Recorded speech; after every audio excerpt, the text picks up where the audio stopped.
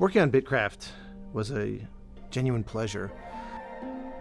Not only because I got to write the kind of expressive and emotional music that I very obviously love the opportunity to write, but I got to do so in the context of being also a kind of mentor at the same time, which I'd never done before.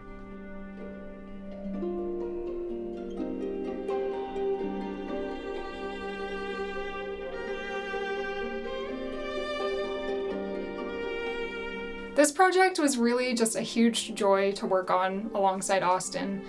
We come from very different experience levels, so I learned a whole lot from him during the entire process of writing the music for BITCRAFT. There were a lot of firsts for me. This one was fun because when Clockwork first approached me and said, would you be interested in working on the game? I said, I'd love to be able to bring someone in that I can kind of tag team it with. But as time has gone on, I feel like you've really expanded sort of your perspective on this, and there were places where I would say, hey, what do you think about something here? And you would just show up with something, and then we'd bat it back and forth. I was a little nervous about collaborating at first because I wasn't really sure how difficult that would be, but I feel like we're both pretty open-minded, generally speaking, so I think it's been easy. The music just kind of happened.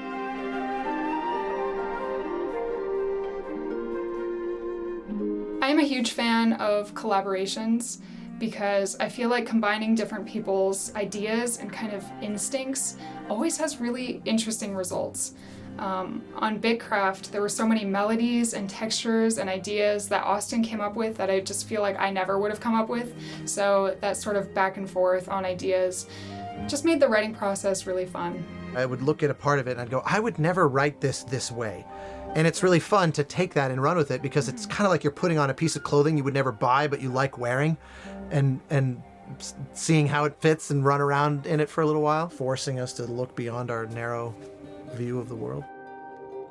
Probably the single most common question that I get from younger composers is about how to break into the business. And as part of that, how to actually learn what it takes to ship a sizable project.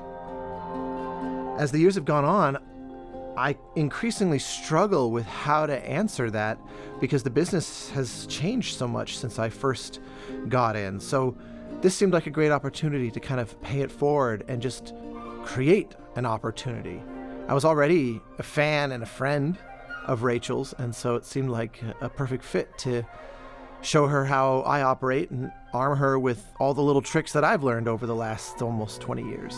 This is actually the first time that I've heard music that I've worked on recorded professionally, so that alone was pretty crazy.